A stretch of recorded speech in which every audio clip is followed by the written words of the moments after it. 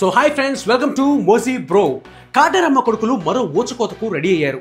ఊహించినట్టే మొదటి గేమ్లో 286 పరుగులు చేసి all time top 2 highest score నమోదు చేశారు. అయితే వేరే టీమ్స్కి 200, 250 గొప్పేవో కానీ ఎస్ఆర్హెచ్ ఫ్యాన్స్కి అయితే అది సర్వసాధారణం అయిపోయింది. 200 కూడా ఒక స్కోరా అన్నట్టు ఎస్ఆర్హెచ్ వాళ్ళు కూడా ప్రతి మ్యాచ్లో విజృంభించడం మనం చూసాం. అయితే లాస్ట్ టైం IPL 2024లో ఇదే వేదికపై తలపడ్డారు ఎస్ఆర్హెచ్ లక్నో. అయితే ఆ మ్యాచ్లో లక్కీగా లక్నో మొదటి బ్యాటింగ్ చేసి బతికిపోయింది అని చెప్పాలి. లేదు అంటే అప్పుడే 300 స్కోర్ చేసేసేవారు ఎస్ఆర్హెచ్. లాస్ట్ ఇయర్ IPLలో మొదట బ్యాటింగ్ చేసిన లక్నో 165 పరుగులు చేయగా కన్నీ విని ఎరుగునే రీతిలో కేవలం 9.4 ఓవర్స్లో ఆ టార్గెట్ని ఒక్క వికెట్ కూడా కోల్పోకుండా చేసింది ఎస్ఆర్హెచ్. యువ చిచ్చర పిడుగు అభిషేక్ శర్మ 28 బంతుల్లో 75 పరుగులు చేయగా ఒకప్పటి మన శత్రువు ఇప్పుడు మన మిత్రుడు హెడ్ 30 బంతుల్లో 89 పరుగులు చేసి ఎస్ఆర్హెచ్కి అద్భుతమైన విక్టరీని అందించారు. చిన్న పిల్లల బౌలింగ్ని కొట్టినట్టు లక్నో బౌలర్స్ని చిత్తక బాదారు ఈ ఇద్దరు. ఆ తర్వాత జరిగిన సీన్ మన అందరికీ తెలిసిందే.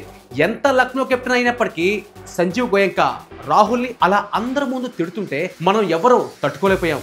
తర్వాత సోషల్ మీడియాలో మనం చేసిన రచ్చకి క్షమాపణలు చెప్పినప్పటికీ అందరి ఫ్యాన్స్కి ఎవరైనా యాంటీ ఫ్రాంచైజీ ఓనర్ ఉన్నాడు అంటే అది సంజీవ్ గోయంకానే అన్న పరిస్థితికి వచ్చాడు ఆయన. అయితే 2025 ఆక్షన్లో రాహుల్ని పక్కన పెట్టిన గోయంకా పంత్ని తీసుకొచ్చాడు. అంతేకాదు పంత్ ఫ్యూచర్లో LSGకి అద్భుతాలు చేస్తాడు, టాప్ మోస్ట్ సక్సెస్ఫుల్ కెప్టెన్గా IPL చరిత్రలో నిలబడతాడు అని భారీ స్టేట్మెంట్స్ కూడా ఇచ్చాడు. కట్ చేస్తే ఫస్ట్ మ్యాచ్లో పేలవమైన ప్రదర్శన. బ్యాటింగ్లో కూడా పంత్ డక్అవుట్ అయ్యాడు.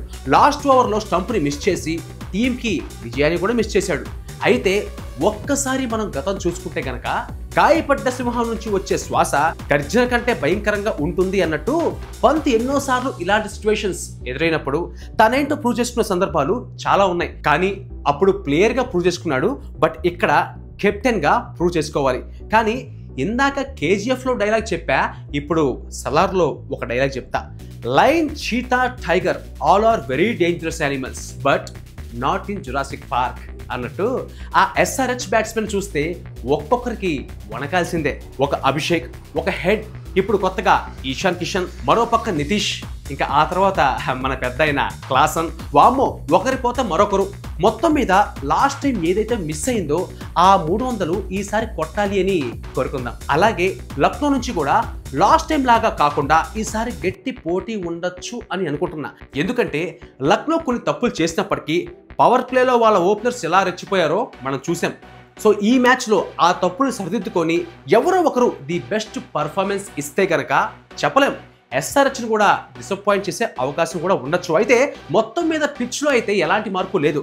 ఖచ్చితంగా 2 బ్యాటింగ్ ఇన్నింగ్స్ కలిపి 500 రన్స్ ఎబో పక్కా అని పిచ్ రిపోర్ట్ అయితే ఉంది.